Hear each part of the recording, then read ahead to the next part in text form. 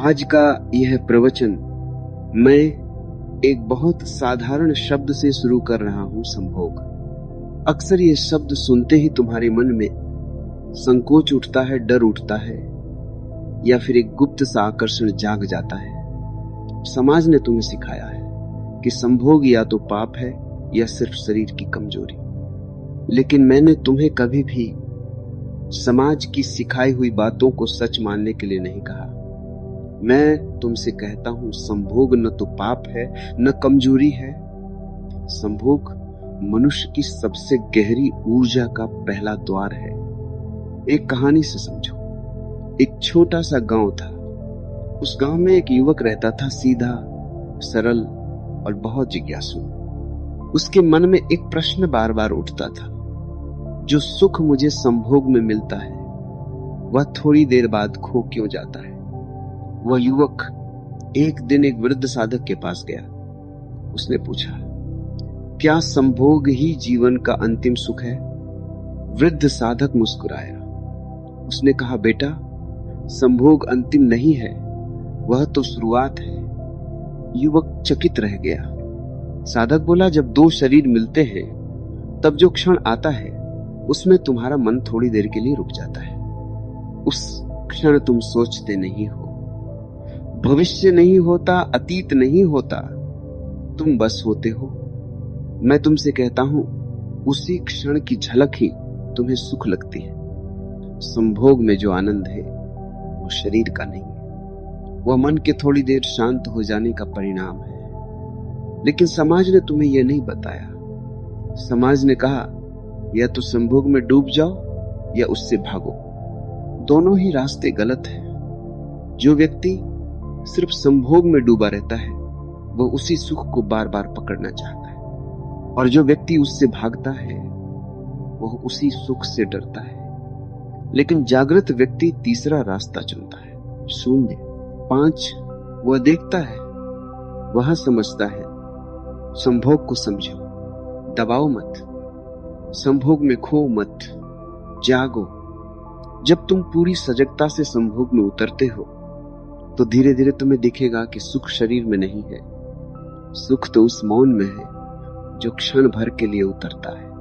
और मैं तुमसे कहता हूं, जिस दिन तुम उस मौन को बिना संभोग के जीना सीख लोगे, उसी दिन संभोग से समाधि की यात्रा पूरी हो जाएगी। यह प्रवचन अभी शुरुआत है। अभी हम और गहराई में उतरेंगे, क्योंकि संभोग को समझे बिना ध्यान को समझना असंभव है। अब मैं तुम्हें वहां ले चलता हूं जहां मैंने पहले संकेत दिया था। वह स्थान जहां बात केवल शरीर की नहीं रहती, जहां मन भी पीछे छूटने लगता है। एक कहानी सुनो। एक युवक मेरे पास आया। उसकी आंखों में थकान थी और शब्दों में अपराध बोध। उसने कहा, मैं संभोग में जाता हूं पर बाहर खाली लौट आता हूं। कुछ क्षण की गर्मी मिलती है, फिर वही शून्य। मैंने उससे कहा, तुम गलत जगह खोज रहे हो। संभोग में मत खोजो, संभोग के माध्यम से खोजो। क्योंकि संभोग स्वयं में अंत नहीं है, वह एक द्वार है, और अधिकतर लोग द्वार पर ही अटक जाते हैं। जब दो शरीर मिलते हैं तो ऊर्जा जागती है, और यदि तुम जागरूक हो तो वही ऊर्जा ऊपर की ओर बह सकती है। लेकिन यदि तुम केवल विचारों में हो तो ऊर्जा नीचे गिर जाती है और थकान छोड़ जाती है। संभोग ध्यान बन सकता है यदि तुम उसमें उपस्थित हो, यदि तुम जल्दबाजी में नहीं हो, यदि तुम लक्ष्य नहीं खोज रहे। जब लक्ष्य गिर जाता है तभी सत्य घटता है। और याद रखना, मैं संभोग के खिलाफ नहीं हूं, शून्य।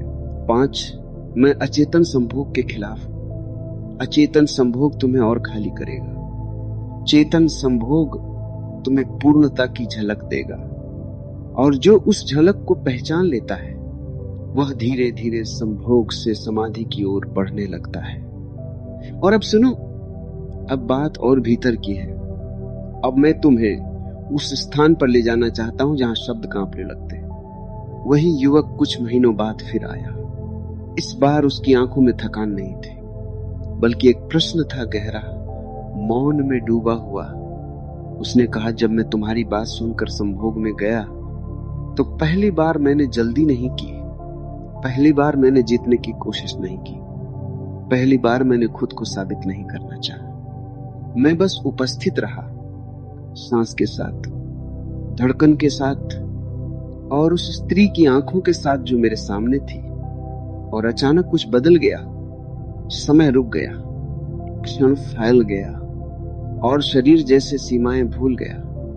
मैंने उससे कहा, यही वह द्वार है जहां कहानी शुरू होती है, न कि समाप्त, क्योंकि संभोग कोई घटना नहीं है, वह एक प्रक्रिया है जो तभी गहरी होती है जब तुम पूरी तरह उसमें डूबते हो।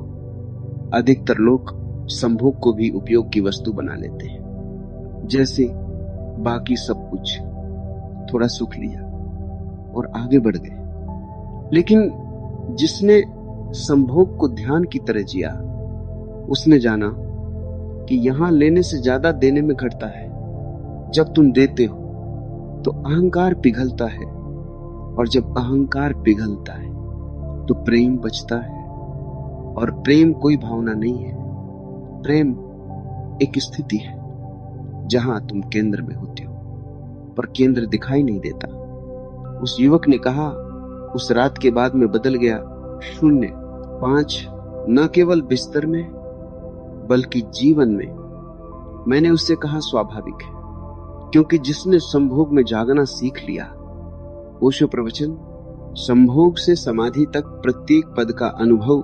पहला पद, साक्षी की स्थिति। याद रखो, जब तुम शरीर के आनंद में उपस्थित रहते हो, तुम सिर्फ देख रहे हो, तुम सिर्फ महसूस कर रहे हो।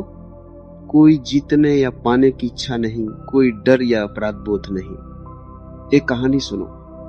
एक युवक था जो हमेशा भागता था।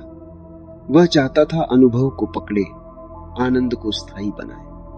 परंतु जब मैंने उसे साक्षी बनने के लिए कहा, उसने पहली बार महसूस किया कि वह शरीर और मन से अलग हो सकता है। उसने देखा कि जैसे ही वह केवल देखता और अनुभव करता है, सारा तनाव और चिंता धीरे धीरे दूर होती है। दूसरा पद, ऊर्जा का ऊपर उठना। जब साक्षी की स्थिति स्थायी होती है तो ऊर्जा ऊपर उठने लगती है। ये ऊर्जा मेरुदंड के आधार से शुरू होकर हृदय और मस्तिष्क तक पहुंचती है। ऊर्जा का यह प्रवाह तुम्हें अनुभव कराता है कि तुम केवल शरीर नहीं, बल्कि जीवन की एक जीवंत धारा का हिस्सा हो। तीसरा पद, मन का शांति में विलीन होना। ऊर्जा के ऊपर उठने से विचार और भावनाएं स्वतः शांत होने लगती हैं। तुम केवल उनके आने और जाने को देखते हो। मन अब रुकता है और वह मौन अनुभव तुम्हें भीतर की ओर खींचता है। चौथा पद, अहंकार का क्षय। अब तुम्हें एहसास होता है कि तुम कुछ कर नहीं रहे। अहंकार धीरे धीरे पीछे हटता है। वो व्यक्ति जो कुछ पाने और साबित करने के लिए दौड़ता था, अब विलीन हो चुका है। पांचवा पद, पूर्ण विलीनता या समाधि। ये वह स्थिति है जहां शरीर, मन और ऊर्जा सब एक हो जाते हैं। 0, 5 सिर्फ चेतना रहती है, बिना किसी विभाजन के। इस स्थिति में जो अनुभव होता है वह अति सुंदर और गहरा है। एक कहानी से समझो। युवक ने कहा कि पहली बार उसे ऐसा लगा जैसे उसने स्वयं को पूरी तरह खो दिया हो। मैंने कहा, हाँ, अहंकार मर गया और आत्मा सामने आई। यह समाधि केवल क्षणिक अनुभव नहीं है, बल्कि यह जीवन का दृष्टिकोण बन जाता है। जब तुम इस स्थिति में पहुंचते हो तो तुम्हारा हर क्षण सजग, पूरी तरह उपस्थित और दिव्य हो जाता है। इस प्रकार संभोग से शुरू हुई यात्रा साक्षी बनने, ऊर्जा का उठना, मन की शांति, अहंकार का क्षय और अंततः समाधि तक पहुंचती है। ये यात्रा सिर्फ अनुभव का नहीं, बल्कि आत्मा को जगाने वाली है। ओशो प्रवचन, समाधि के भीतर की यात्रा। जब तुम समाधि के द्वार तक पहुंचते हो, तब अनुभव और भी गहरा हो जाता है।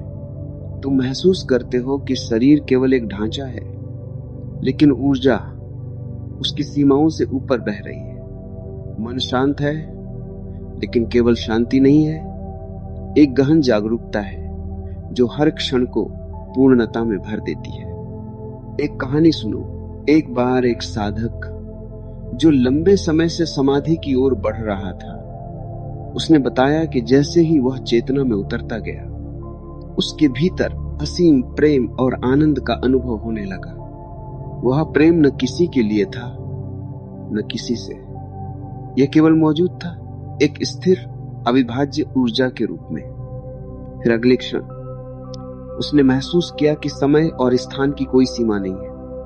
अतीत और भविष्य केवल विचार हैं और वर्तमान एक अनंत विस्तार बन जाता है। उसने कहा, जब मैं समाधि में था तो मुझे यह एहसास हुआ कि मैं केवल शरीर नहीं हूं, न ही मन, न ही भावनाएं, न ही कोई कहानी। शून्य। 5 मैं केवल शुद्ध चेतना हूं। और यही अंतिम चरण है पूर्ण विलीनता, जहां कोई चाहत, कोई इच्छा, कोई भय नहीं है। केवल होना है, पूरी तरह निर्विवाद रूप से। इस अवस्था में तुम समझ जाते हो कि जीवन की सभी छोटी छोटी चिंताएं और संघर्ष केवल तुम्हारे भ्रम है। तुम अनुभव करते हो कि सारा ब्रह्मांड तुम्हारे भीतर है और तुम ब्रह्मांड का हिस्सा हो। इस गहन अनुभव में आत्मा जागृत होती है, और जब आत्मा जागृत होती है तो जीवन कभी पहले जैसा नहीं रहता। तुम कहीं भी हो, पर हर जगह। तुम कुछ भी नहीं कर रहे, पर हर चीज हो रही है। इसलिए मैं कहता हूं, संभोग केवल आरंभ था, समाधि अंतिम नहीं, बल्कि अनंत की झलक है। यही वह यात्रा है जो शरीर से शुरू होती है, ऊर्जा से बहती है, मन को शांत करती है, अहंकार को मिटाती है और आत्मा को जागृत करती है। और अब तुम समझ सकते हो कि प्रत्येक पल, प्रत्येक सांस एक साधना का अवसर है जो तुम्हें धीरे धीरे समाधि तक ले जाता है। ओशो प्रवचन। समाधि के उच्चतर अनुभव और आत्मा का जागरण। जब तुम समाधि के उच्चतर स्तर पर पहुंचते हो, तब अनुभव और भी सूक्ष्म और अद्भुत हो जाता है। तुम महसूस करते हो कि यहां न कोई दूरी है, न कोई विभाजन, सिर्फ चेतना का महासागर है जिसमें सब कुछ विलीन हो गया है। एक साधक ने बताया कि जैसे ही वह इस स्तर पर पहुंचा, उसे ऐसा लगा कि उसके भीतर और बाहर सब कुछ एक ही है। वह जो पहले अलग लगता था, शरीर, मन, इंद्रियां, ऊर्जा, सब एक धारा में बह रहे थे। वह अनुभव था पूर्ण प्रेम का, लेकिन न किसी के लिए, न किसी से। ये एक आत्मा का ब्रह्मांडीय प्रेम था जो सभी सीमाओं से परे था।